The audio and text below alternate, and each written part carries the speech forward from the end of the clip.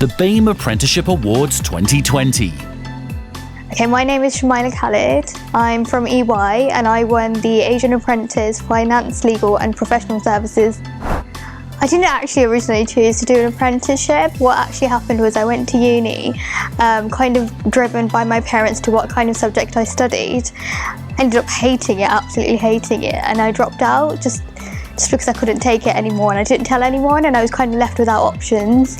And then I went into a secretarial personal assistant role for a associate director at KPMG, and he pitched the idea of apprentices to me, and it just seemed like the best opportunity at the time, something where I could work, which is one of the main reasons I didn't want to go back and study another university degree.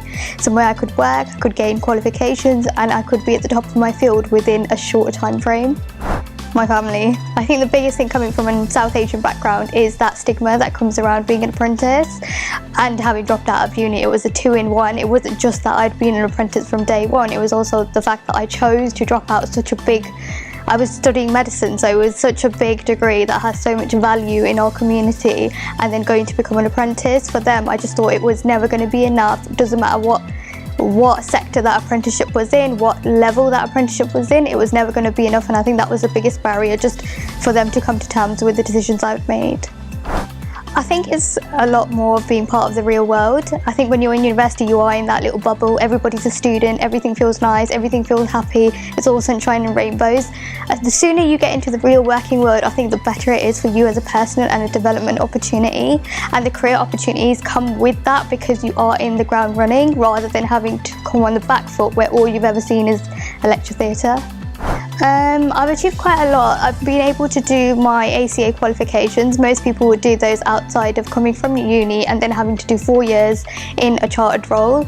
I've done it straight when I was 19, and I'm now qualified as a chartered tax accountant as well as a normal accountant, which has given me a dual qualification, which most people would take about 10 years to get to.